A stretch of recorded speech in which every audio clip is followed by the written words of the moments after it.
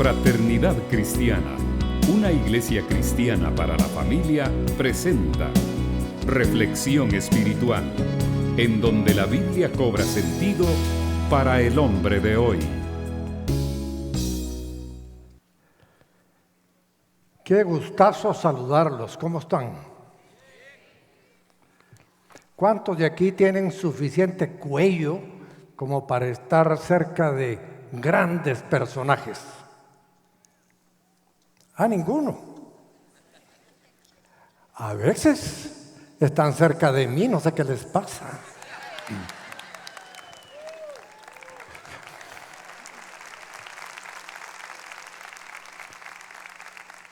Todos queremos estar cerca de los grandes personajes. Cuando yo era niño, una de nuestras estrellas, conocidas por las historietas y por el cine, era un luchador mexicano muy famoso que se llamaba Santo, el enmascarado de plata.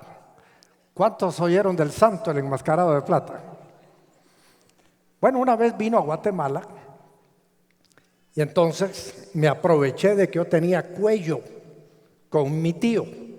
Mi tío Nemesio era el jefe del departamento de soldadura de la Aviateca. Entonces le dije, tío, ¿me puedo ir con usted hoy al trabajo? Sí, me dijo, ¿y por qué? Es que va a venir el Santo, yo quiero que usted me meta a la pista de aviación para poder tocarle los gatos. Así le decimos en Guatemala, los bíceps, ¿verdad? Así como no, me dijo, venite, y me fui con él, caminamos como 5 cuadras hasta donde pasaba el transporte de la Aviateca, que fue la línea aérea nacional por muchos años, y nos metimos al taller de soldadura, y cuando aterrizó el avión del Santo, todavía estaba el aeropuerto La Aurora del otro lado de la avenida Hincapié, ahí estaba, no existía el actual aeropuerto. Así que de repente bajó el Santo y todos los que teníamos cuello estábamos ahí en la pista, listos, y baja el Santo con su máscara. ¿Y qué creen que hice yo? Tocarle el gato. Sentir el bíceps de ese luchador que se había convertido en el defensor de los pobres y que siempre ganaba la lucha. Así que fui de los que estuvo más cerca del Santo. Pero hay un santo más santo que el Santo, que ese es el Señor Jehová de los ejércitos.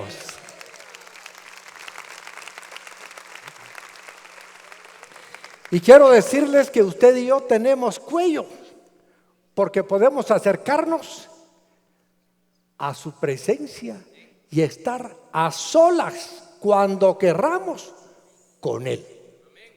¿No les parece bueno eso?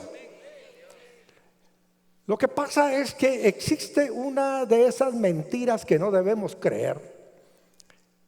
La gente nos dice, mire, pastor, usted que está más cerca de Dios, ora por mí. ¿Nunca le han dicho a ustedes? Mire, usted que es buena gente, que solo hace lo correcto, usted que está más cerca de Dios, no se olvide de orar por mí hoy.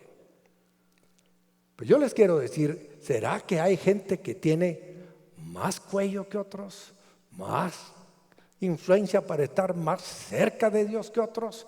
¿Será que solo unos pocos pueden estar cerca de Dios y los demás están allá como deseando algún día estar cerca del Santo? ¿Qué dicen ustedes? No, claro que no. Lo que pasa es que todavía tenemos conceptos antiguos testamentarios que manejamos y que creemos que son los que funcionan hoy. Pero ya no, el Antiguo Testamento ya no funciona en su totalidad para nosotros que somos gentiles convertidos al cristianismo. En la antigüedad, cuando el pueblo de Israel quería acercarse a Dios, tenía por ley que hacerlo a través de un mediador. Y ese mediador era el sacerdote. Entonces tenían que llegar a donde estaba el sacerdote, ya sea en el tabernáculo en la época de Moisés o en el templo de Jerusalén en la época de Salomón. Y por eso hacían grandes peregrinaciones para poder llegar a donde estaban los sacerdotes, y cada uno llevaba un sacrificio o lo compraba allá en las afueras del templo, y compraban un cordero o compraban unas palomas o compraban un buey, dependiendo el tipo de sacrificio que querían hacer y la necesidad que querían suplir. Entonces llegaban con el sacerdote y le decían: mire, sacerdote, nosotros queremos pedirle a Dios perdón por nuestros pecados. Secuestramos a unos por allá y queremos perdón. Robamos a otros por allá. Estafamos a algunos por acá. Cometimos pecado, qué sé yo. Entonces el sacerdote tomaba el cordero y lo sacrificaba allí en el altar. Hubo épocas en Jerusalén en que los historiadores cuentan que ríos de sangre bajaban del templo, sobre todo en la época de la Pascua, porque eran miles y miles los sacrificios de corderos que se hacían para expiar el pecado del pueblo. Y los sacerdotes eran los únicos que podían dirigirse a Dios, orar a Dios, por buscar el favor del pueblo. Y ni siquiera ellos podían entrar al lugar santísimo, sino solamente uno, que era el sumo sacerdote. El sumo sacerdote entraba una vez al año por todo el pueblo, y el pueblo multitudinariamente esperaba afuera. Es más, le amarraban un cordel en la pierna al sacerdote por si acaso le daba vaído, se caía o se moría, y entonces tiraban de la cuerda para sacarlo, porque si alguien entraba a sacarlo ahí, se exponía al juicio de Dios. No tenían acceso. Pero hubo un día en que un hombre de 30 años se presentó ante Juan el Bautista para ser bautizado en agua. En ese entonces Juan era el predicador más conocido de la época. Era la estrella del momento. Si hubiera sido en esta época, hubiera estado en todos los titulares de CNN, de Fox News, de CBS, NBC, Telemundo. Aquí el mundo ya no existe, pero otros más. Ahí hubiera estado él en las portadas. Y cuando ve que Jesús llega entre la fila para ser bautizado, Juan hace un alto y hace una presentación de este personaje, que además era su pariente, era su primo, y dice: he aquí el Cordero de Dios que quita el pecado del mundo. Y bautizó Juan a Jesús. Se abrió el cielo para Jesús, descendió el Espíritu Santo en forma corporal como de paloma, y se oyeron palabras: tú eres mi Hijo amado, estoy muy complacido contigo.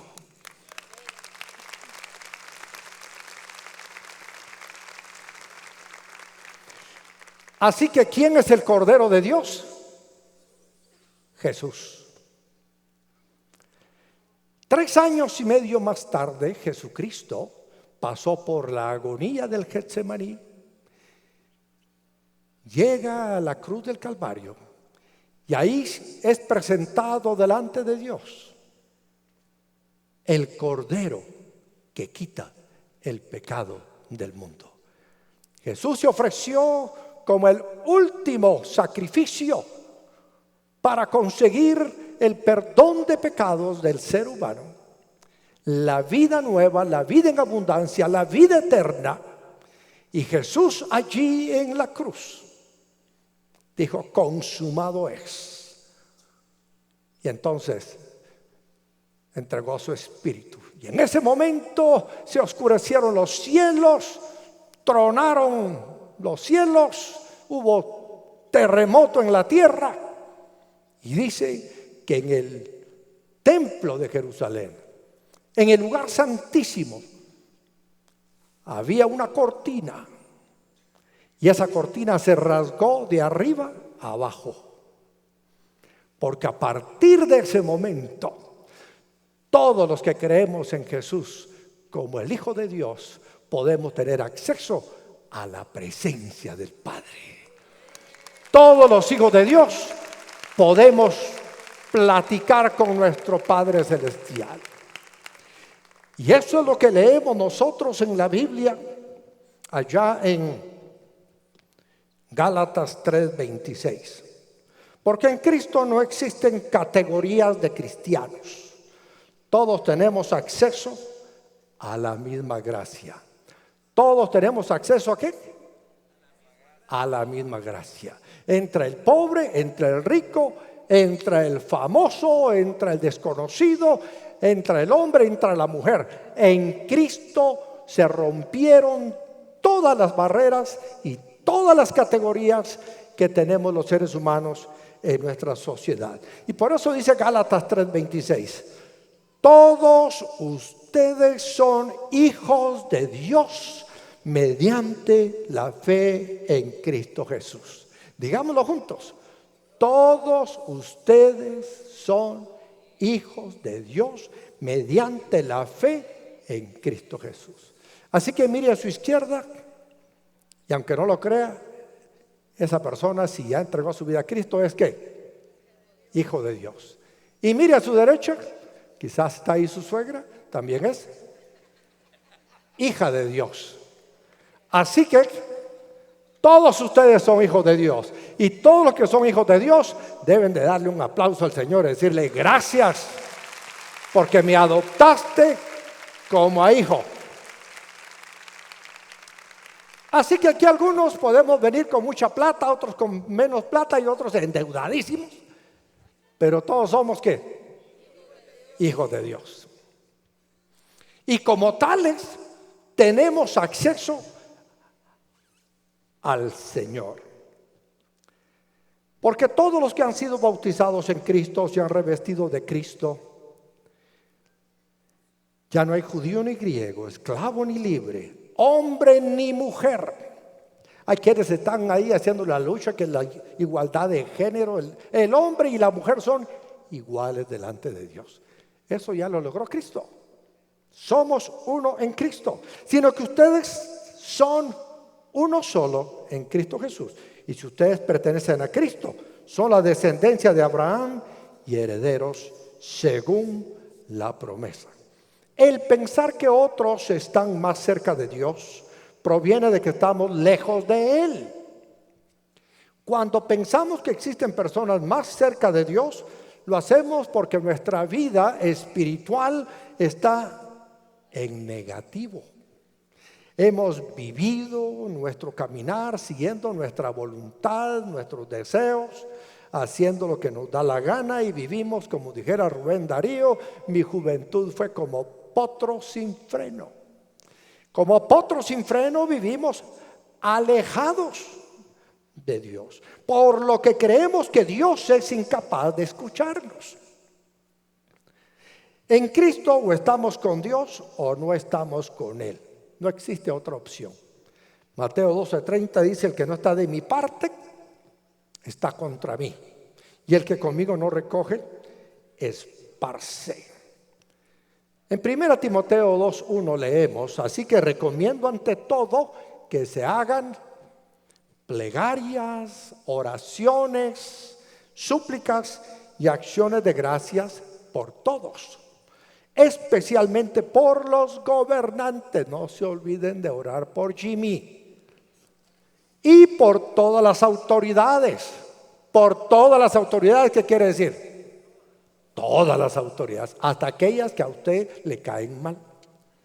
Hay que orar por todas, para que tengamos paz y tranquilidad y llevemos una vida piadosa y digna. Esto es bueno y agradable a Dios nuestro Salvador. Pues Él quiere que todos sean salvos. ¿Cuántos quiere el Señor que sean salvos? Todos. Así que si usted está aquí hoy y todavía no ha sido salvo, todavía no ha reconocido a Jesús como su Señor y Salvador, Él quiere que usted también sea salvo, como la gran mayoría de los que estamos aquí ya lo somos por la fe en Cristo Jesús. Y lleguen a conocer la verdad, porque hay un solo Dios y un solo mediador entre Dios y los hombres, Jesucristo hombre, quien dio su vida como rescate por todos. ¿Cuántos mediadores hay según la Escritura? Hay un solo mediador.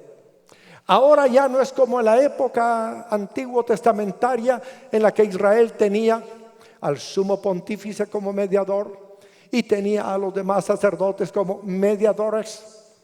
Ahora existe solo un mediador. No hay dos. No hay una mediadora y un mediador. Hay un solo mediador. Y aclara, ¿quién es ese mediador? Jesucristo. Es muy importante que nosotros entendamos eso. Por eso cuando Jesucristo le enseñó a sus discípulos a orar, porque ellos le dijeron, enséñanos a orar, Jesucristo dijo, de esta manera deben orar: Padre nuestro que estás en los cielos. Usted como hijo, a su Padre. Y Jesús dijo, todo lo que pidan al Padre en mi nombre, yo lo haré.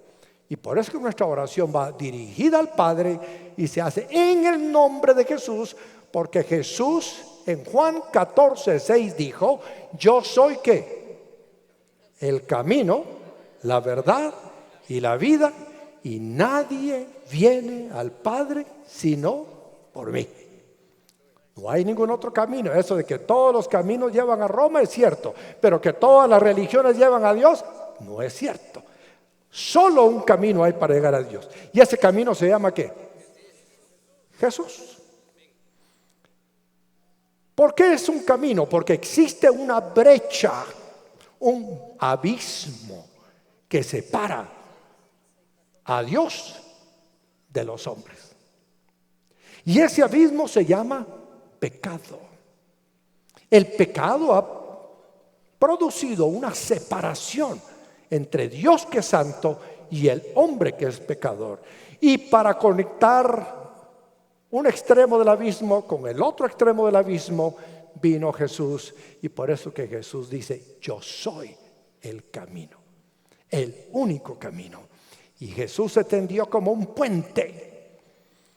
La palabra pontífice viene del latín pontifex y quiere decir puente. El puente entre Dios y los hombres se llama Jesús. ¿Cuántos han cruzado ya ese puente? Y por eso que tenemos relación personal con Dios nuestro Señor. Por eso podemos hablar con Él. Por eso podemos estar con Él y llegar. Todos los hijos de Dios estamos tan cerca de Dios como querramos estar. Ya la opción no es de Dios, la opción es del hombre. El hombre puede estar cerca de Dios tanto como quiera, o alejarse de Dios tanto como Él quiera. 1 Juan 3:7 dice, queridos hijos, que nadie los engañe. El que practica la justicia es justo, así como Él es justo. El que practica el pecado es del diablo, porque el diablo ha estado pecando desde el principio. El Hijo de Dios fue enviado precisamente para destruir las obras del diablo. Ninguno que haya nacido de Dios practica el pecado. Y esa palabra es clave. Una cosa es practicar el pecado y otra cosa es eventualmente pecar. He visto más en el pasado que ahora grupos de servidores o de células que se reúnen y deciden que van a jugar fútbol, y siempre paramos con alguien en el X. ¿Por qué? Porque una cosa es jugar fútbol de vez en cuando y otra cosa es practicar fútbol. Cuando usted ve a Messi jugar y de repente entrar frente a la portería como ayer y meter un golazo, pero se le va para arriba, usted dice, ¿qué pasó? Pero lo vemos muchas veces a Messi meter golazos. Vemos a Cristiano Ronaldo meter golazos. Pero usted se mete hoy en la tarde a jugar y quiere jugar igual que Messi, igual que Ronaldo, ¿qué le va a pasar? Al hospital va a ir a parar. Porque una cosa es de vez en cuando jugar algo y otra cosa es practicar. Hay quienes son pecadores practicantes. Van de lunes a domingo como calcetines flamingo, andando en la maldad. El que es nacido de Dios no practica el pecado. Puede pecar eventualmente, pero no es un practicante del pecado cotidianamente.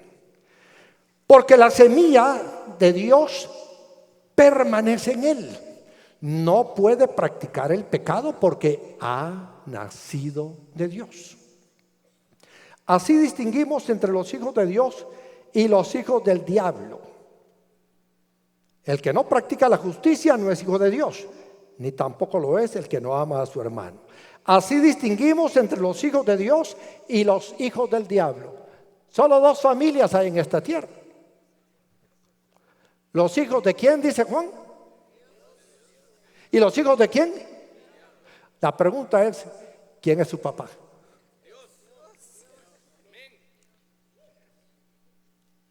No hay in between. Solo hay dos caminos, el camino de la maldad y el camino de la justicia.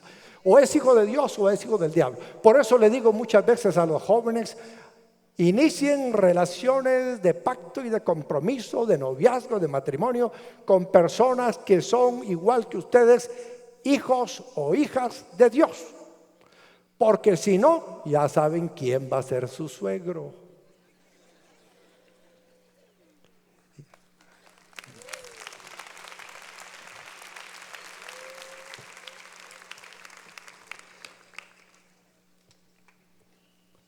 Santiago 4:8 dice, acérquense a Dios y Él se acercará a ustedes. Pecadores, límpiense las manos.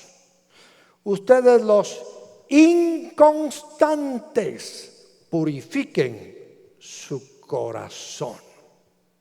Aquí habla de pecadores y habla de inconstantes. Los pecadores, todos aquellos que todavía no han reconocido que son pecadores y deben arrepentirse y buscar a Dios y reconocer a Jesús como su Señor y Salvador personal. Y los inconstantes son los cristianos que ahora están con Él y mañana están lejos de Él. Por eso dice la Escritura, no dejen de congregarse como algunos tienen por costumbre. Pero la constancia es clave en la vida para todo. Usted se casa y casarse es emocionante, es divertido, hay viajes, hay paseos, hay regalos, hay luna de miel, pero seguir casado con el mismo 1 año, 5 años, 20 años, 40 años, 50 años, eso requiere constancia. Valor, dice una señora ahí. Es importante que seamos nosotros constantes. Es fácil entrar a una universidad, lo difícil es ser constante hasta graduarse. Es fácil iniciar un negocio, lo difícil es ser constante y lograrlo sacar adelante. Es fácil iniciar cualquier tipo de campaña, lo difícil es ser constante hasta llegar al final. Por eso la Biblia dice, el que persevere hasta el fin, este será ¿qué? Entonces hay algo muy importante en la constancia. Por eso el apóstol Pablo nos lo ilustra de esta manera y dice que debemos correr la carrera con paciencia. ¿Y eso qué quiere decir? Con constancia. No importa que vaya a 1000 por hora, no, puede ir a 1 por hora, pero sea constante. Como aquella fábula de la liebre y la tortuga.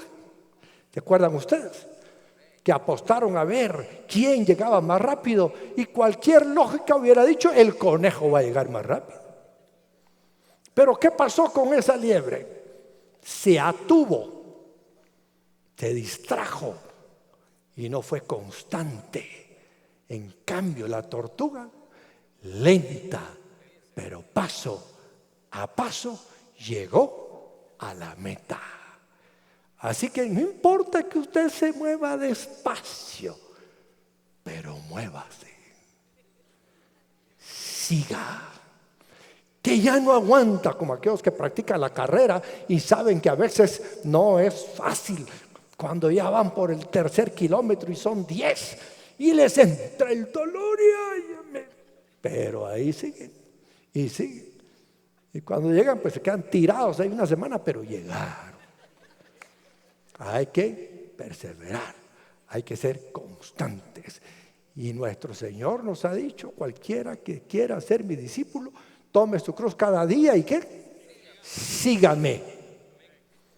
Y ahí vamos, constantes. Por eso yo los felicito a ustedes que han estado domingo a domingo, casi todos los domingos, algunos por trabajo, por viajes, por enfermedades, por diferentes causas, no han podido estar todos los domingos, pero yo quisiera que le demos un aplauso a todos los que son constantes. Constantes.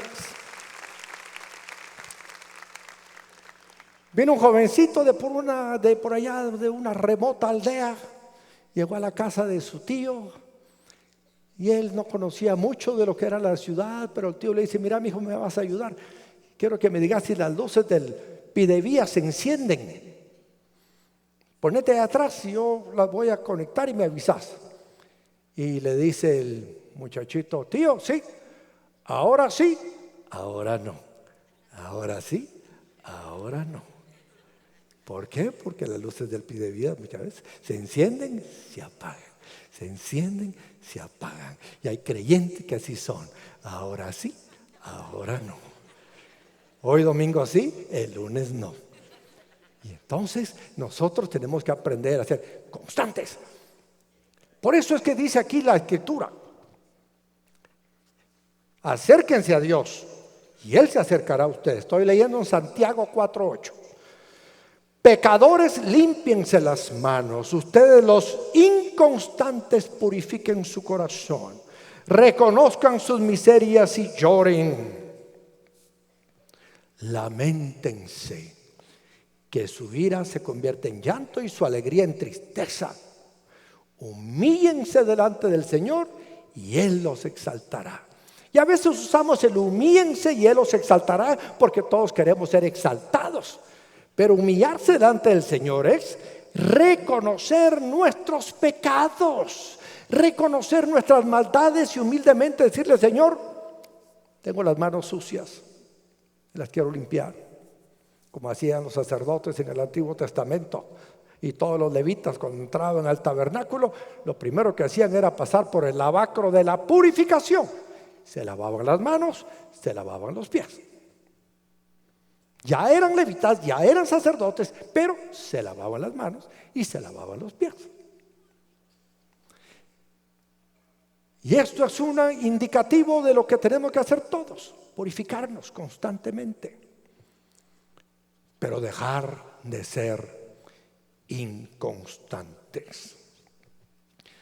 Y aquí les voy a decir algo que es categórico: Dios no se aleja de nosotros, nosotros nos alejamos de Él.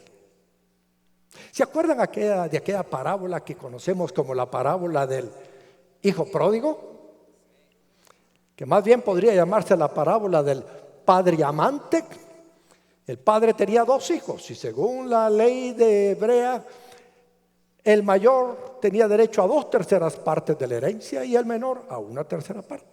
Pero vino el menor y le dice al papá: papá, dame mi herencia ya. Y vino el papá, se la dio.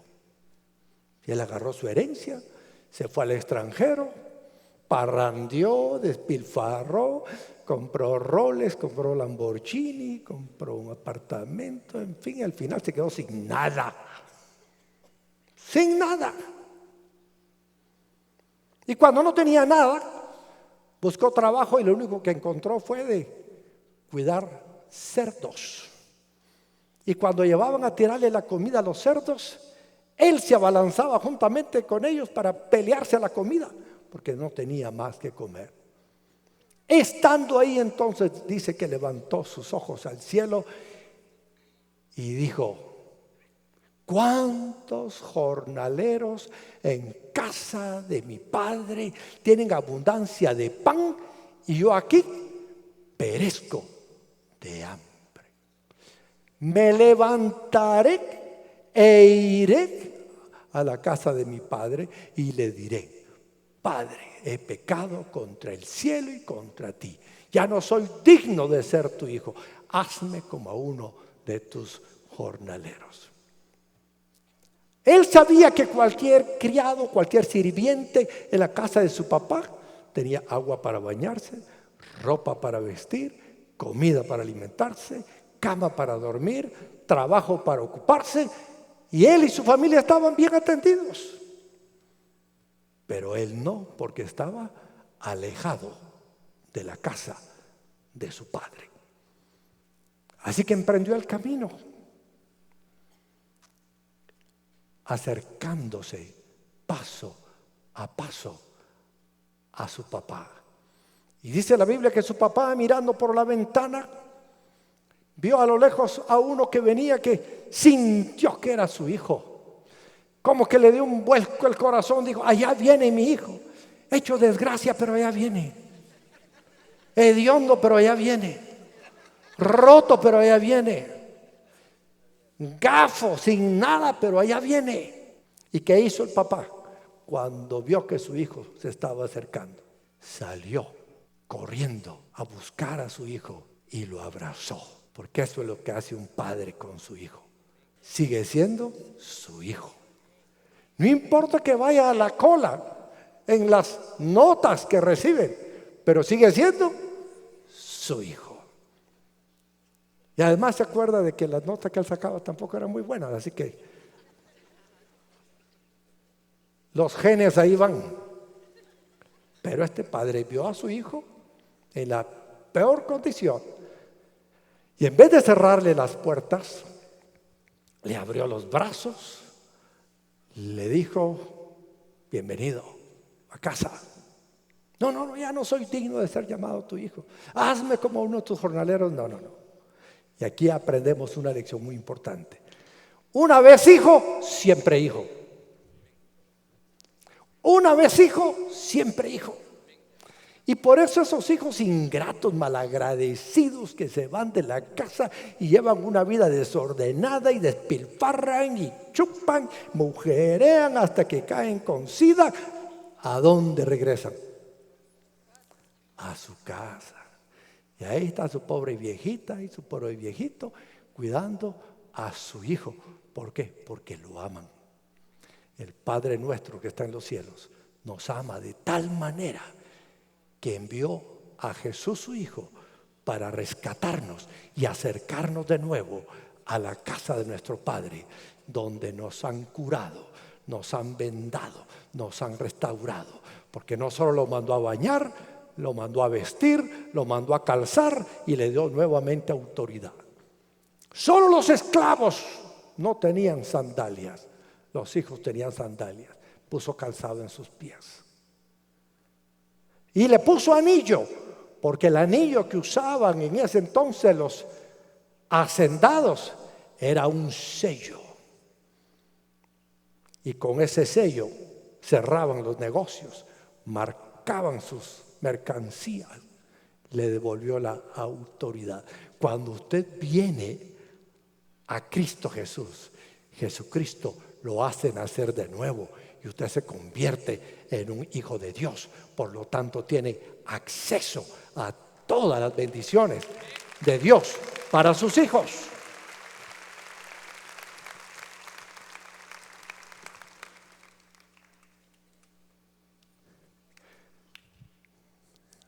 Un hombre llegó a cortarse el pelo a una barbería y mientras le cortaban el pelo, él abrió su Biblia y estuvo leyendo allí mientras el barbero le cortaba el pelo.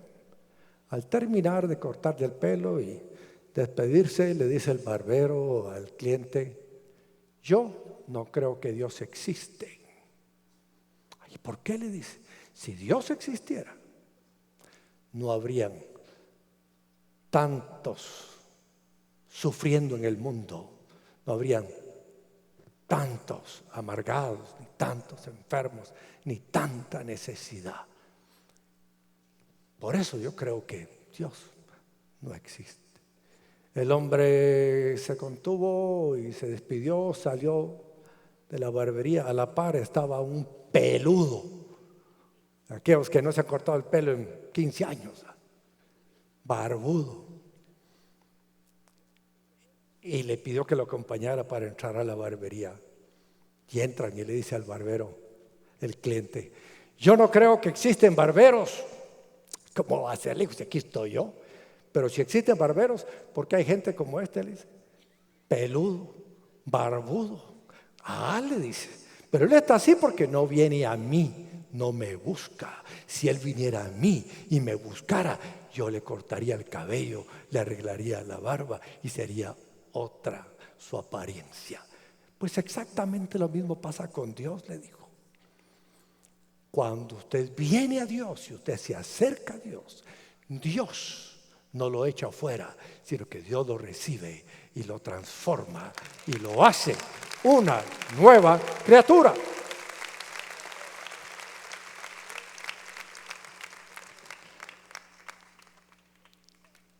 En Josué 24:14 encontramos el último discurso del hombre que sucedió a Moisés en el mando en Israel, del hombre que conquistó con Israel la tierra prometida. Pero llegó el momento en que él tuvo que retirarse de su cargo y entregarle el gobierno a los jueces de Israel. Y ahora dice así, Josué 24:14: por lo tanto, ahora ustedes entréguense al Señor y sírvanle fielmente. Desháganse de los dioses que sus antepasados adoraron al otro lado del río Éufrates y en Egipto, y sirvan solo al Señor. ¿A quién hay que servir solamente? Al Señor. Pero si a ustedes les parece mal servir al Señor, elijan ustedes mismos a quienes van a servir: a los dioses que sirvieron sus antepasados al otro lado del río Éufrates, o a los dioses de los amorreos en cuya tierra ahora habitan. Por mi parte, mi familia y yo serviremos al Señor. El pueblo respondió: eso no pasará jamás. Nosotros no abandonaremos al Señor por servir a otros dioses. El Señor nuestro Dios es quien nos sacó a nosotros y a nuestros antepasados del país de Egipto, aquella tierra de servidumbre. Él fue quien hizo aquellas grandes señales ante nuestros ojos. Nos protegió durante todo nuestro peregrinaje por el desierto. Y cuando pasamos entre tantas naciones, el Señor expulsó a todas las que vivían en este país, incluso a los amorreos. Por esa razón, nosotros también serviremos al Señor, porque Él es nuestro Dios. Entonces Josué les dijo: ustedes son incapaces de servir al Señor, porque Él es Dios santo y Dios celoso. No les tolerará sus rebeliones y pecados. Si ustedes lo abandonan y sirven a dioses ajenos, Él se les echará encima y les traerá desastre, los destruirá completamente.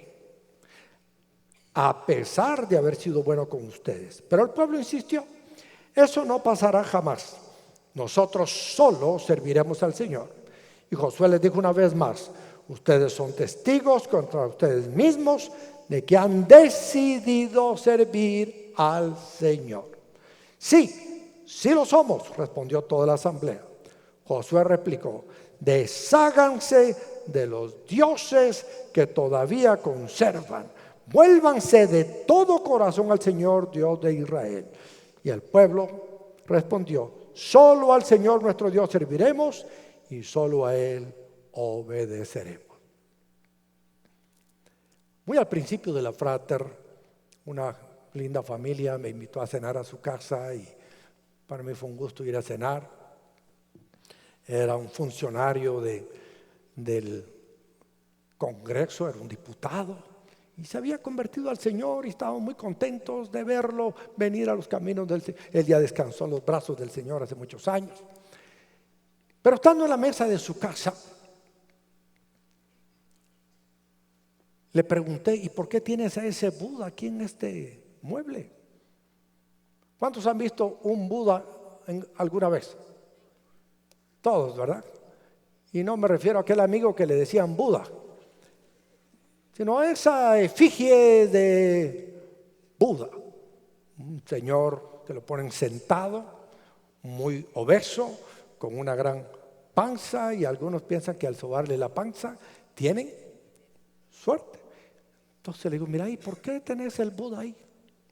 Es que como están las cosas en el país, me dijo, estamos hablando de los años 70, principios de los 80, hay que tener protección. Bueno, ¿y qué? Si entra un ladrón aquí, agarrase el Buda y se lo quebras en la cabeza. Él ya se había entregado al Señor, él ya era creyente, pero tenía todavía un Dios ajeno que se llamaba Buda. Pero ahí tratamos de instruirlo y decirle, no necesitas creer en Buda y en Jesús. Con Jesús tenés suficiente. He entrado a otros negocios de queridos amigos que tienen todavía ahí arribita de la puerta un manojo de ajos. ¿Y por qué tienen el manojo de ajos ahí? ¿Qué representa eso? ¿Qué les trae el manojo de ajos? A veces los forran con papel de China rojo. ¿Para qué lo tienen? Ahora no saben, ¿verdad? Pues dicen que para protección, que para buena suerte, y tienen el manojo de ajos. No, hombre, quite el manojo de ajos, écheselo a la olla de frijoles. Ahí le va a servir más. La protección y la bendición viene de lo alto, de Dios nuestro Señor.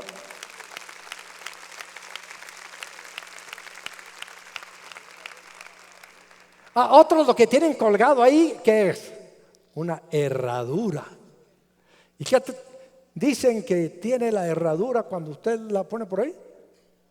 Buena suerte, dice. Mire, usted no vive por la buena suerte. Sí, la gente le dice, ay, qué suerte.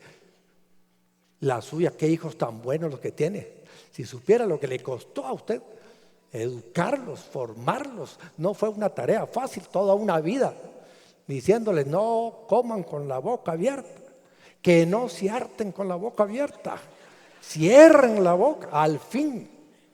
Cuesta enseñar a los hijos, ¿sí o no? Cuando usted ya mira a alguien con hijos bien portados, porque le costó toda una vida de trabajo. Otros lo que tienen es su pata de conejo. ¿Y por qué tiene su pata de conejo? Buena suerte también dice.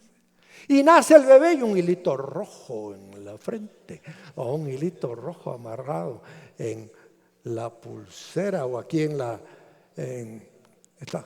muñeca del brazo. ¿Para qué es el hilito rojo? Para que no le hagan mal de ojo.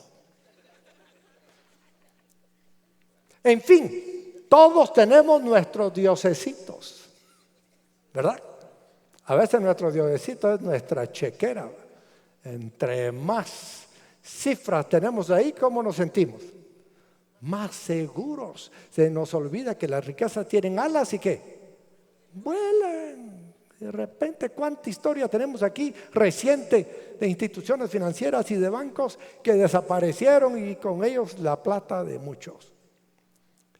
Usted, si es hijo de Dios, obedece a Dios, guarda sus mandamientos, se deshace de todos los dioses ajenos que usted va formando, créame, Dios lo va a proteger, Dios lo va a bendecir, Dios lo va a ayudar, Dios lo va a cuidar, y aún en las malas, Dios va a estar ahí para sacarlo. Así que dioses ajenos no solamente son aquellos de Egipto que tenían los de Israel. A Dios no le molesta que usted sea una persona que tenga miles de cabezas de ganado. Lo que sí le molesta es que haga de esas cabezas de ganado su Dios. Y usted viva para servir a sus cabezas de ganado, para honrar a sus cabezas de ganado, y viva para dar la vida solo por sus cabezas de ganado. La Biblia dice: busquen primeramente el reino de Dios y su justicia, y todas las demás cosas serán añadidas. Y usted podrá tener como Job mucho ganado, mucho dinero, muchos criados, muchos carros, muchas casas, mucho de lo material, pero no haga de nada material su Dios. Recuerde que solo hay un Dios a quien debemos servir. Bueno, termino leyéndoles de nuevo Santiago 4:8. Acérquense a Dios. Dígale a su vecino: acérquense a Dios. Acérquense a Dios y Él se acercará a ustedes. Pecadores, límpiense las manos. Ustedes, los inconstantes, purifiquen su corazón.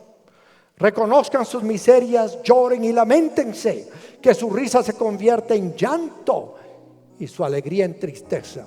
Humíllense delante del Señor y Él los exaltará. Pongámonos de pie, mis amados.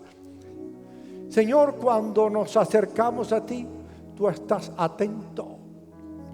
Señor, te tenemos tan cerca como una palabra de nuestra boca. Cuando te pedimos auxilio, Señor, ahí estás. Cuando te pedimos socorro, ahí estás, Señor. Cuando te pedimos consolación, ahí estás. Señor, estás al alcance de cada uno de tus hijos. Ayúdanos, Dios, a no distraernos en otros dioses materiales o espirituales en esta tierra. Ayúdanos a enfocarnos en ti, a amarte de todo corazón, con todas nuestras fuerzas, a servirte de todo corazón, Señor. Y sabemos que si nos acercamos a ti, tú nos recibes con los brazos abiertos. Por eso, Señor, te pido, si hay alguien aquí en esta hora que está lejos de ti, que pueda hoy humillarse delante de ti y decir: Señor, reconozco mis pecados, me arrepiento, perdóname, confieso mi necesidad de creer en Jesús como mi Señor, como mi Salvador personal. Y si aquí hay alguna persona que quiere entregar su vida a Cristo Jesús, rápidamente ahí donde está, indíquemelo poniendo una mano en alto y vamos a orar con usted y por usted. Empiezo por este lado. ¿Hay alguna persona que necesita acercarse a Dios en esta mañana? Que necesita ser amado, perdonado por Dios, bendecido por Dios. Ponga su mano en alto. ¿Hay alguien? ¿Hay alguno acá que necesita entregarse al Señor hoy? Acercarse a Él y decirle: aquí estoy. Sí, Dios te bendiga, joven, mujer. ¿Hay alguno más? Ponga su mano en alto. Dios te bendiga, joven, varón. ¿Hay alguno más? ¿Hay alguno más? Indíquemelo ahí en su lugar, poniendo su mano en alto. ¿Hay alguno más aquí en este sector que quiere entregar su vida a Jesús el día de hoy? ¿O en este otro hay alguno? Arriba en el palco hay alguien que desea entregar su vida al Señor. Voy a pedirles, mientras cantamos una parte de este canto de nuevo, que usted que levantó su mano, y si no la levantó pero quiere acercarse a Dios, salga de su lugar y venga aquí al frente. Si está en el palco, salga de su lugar y baje ahí al centro de esta baranda. Ahí vamos a orar con usted. Venga, Dios lo espera con los brazos abiertos.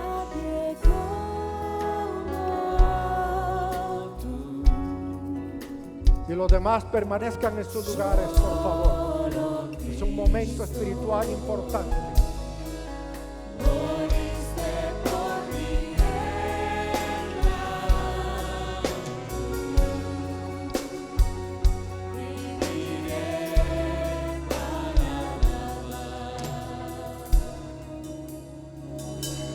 Vamos a orar por estas personas que están aquí. Pero si hay alguno más que está batallando entre dos pensamientos, escoja el pensamiento de buscar a Dios, de acercarse a Dios, y salga ahora mismo. Venga, vamos a bendecirle en el nombre de Jesús. Si hay alguno más, puede acercarse. Sí, hay alguien más. ¿Hay alguno más? ¿Hay alguno más? Ustedes que están aquí al frente, favor de orar conmigo esta oración en voz audible. Digamos así: Padre nuestro, reconozco que soy pecador y vengo delante de ti humildemente a reconocer mis pecados. Perdóname, Señor. Límpiame, Señor, de toda culpabilidad. Limpia mis manos de toda maldad. Limpia mi ser entero de todo pecado. Yo confieso que creo que Jesús es el Hijo de Dios, que vino a la tierra, tomó forma de hombre, fue crucificado por mí, fue sepultado y resucitado, y ahora es mi Rey, mi Señor, mi Salvador. Ayúdame, Dios, a despojarme de todos los dioses ajenos y adorarte y servirte solamente a ti, en el nombre de Jesús. Toda la iglesia con nuestras manos levantadas, oremos al Señor. Digamos en voz audible así también: Padre nuestro, perdóname las veces que me he alejado de ti. Ayúdame para permanecer en ti, para ser constante en mi obediencia a tu palabra, para servirte, Señor, siempre, en todo lugar. Gracias por hacerme un hijo tuyo por la fe en Jesucristo. En el nombre de Jesús. Amén. Amén. Amén. El día de hoy traemos 6 libros que te ayudarán en tu relación familiar, en tus finanzas y en tu ministerio. Si necesitas consejos para el cuidado de tu matrimonio, tus hijos y tu hogar, te recomendamos Alas para tu familia y Escuela para Padres. Si lo que buscas son consejos prácticos sobre mayordomía y finanzas a nivel personal, familiar y empresarial, Fórmulas Bíblicas para Prosperar y Alas para tu Economía. Y si eres un líder eclesiástico que busca ideas y estrategias bíblicas para bendecir tu congregación, pregunta por el libro Mantenga su iglesia viva. También te recomendamos Cómo desperdiciar tu vida al máximo, un libro que muestra las múltiples formas en que las personas desaprovechan las oportunidades de disfrutar la vida y la forma en la que tú puedes evitar caer en ello.